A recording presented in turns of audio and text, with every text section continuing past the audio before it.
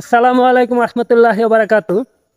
যদিও আমার কথাটা বলা ঠিক হবে না কিনা জানি না, তবু বলছি। আমি একজন হাটের ইজারাদার হিসেবে দেখছি ইদানিংকালে মানুষ কুরবানির পশু কিনতে গেলে বেশিরভাগই দেখা যায় মাংসের ওজন করে। আসলে কুরবানি কিসের জন্য আমরা করি?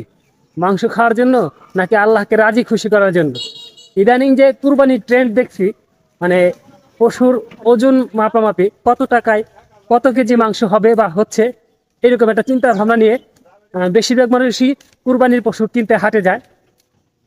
তো এখন যদি মাংস কিনে খাওয়ার ইচ্ছা থাকে তাহলে ঠিক আছে, টাকার বিনিময়ে কত কেজি মাংস আসতেছে ওই টাকা এটা হিসেব করা ঠিক আছে।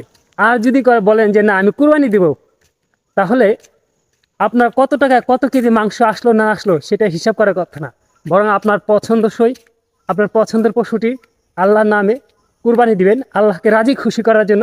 সেটা আপনার উদ্দেশ্য হওয়া উচিত। আর যারা টাকার বিনিময়ে মাংসর পরিমাপ করছেন তাদেরকে বলবো আপনারা শুধু মাংসই খাবেন, মাংস খাওয়ার জন্যই কুরবানি দিন। আপনাদের মনে কোনো আল্লাহকে রাজি খুশি করার চিন্তা ভাবনা নাই। আর দ্বিতীয় একটা জিনিস খেয়াল করতেছি যে লক্ষ লক্ষ টাকার দিয়ে কুরবানি করার পরেও, পশু কেনার পরেও হাসিল করতে গিয়ে যেন 1000 টাকা হিমশিম। তার মানে কীভাবে হাসিল মার দেওয়া যায় কিংবা হাসিল কম দেওয়া যায় সেই চিন্তা ভাবনা সবাই করে, সেটা বড় হোক মধ্যবিত্ত হোক। আরে ভাই, লাখ টাকা দিয়ে যদি আল্লাহকে রাজি খুশি করার জন্য কুরবানি করতে পারেন, তাহলে কেন 1000 বা 2000 টাকা হাসিল করতে গিয়ে আপনি এত খেঁচাখেচি করেন?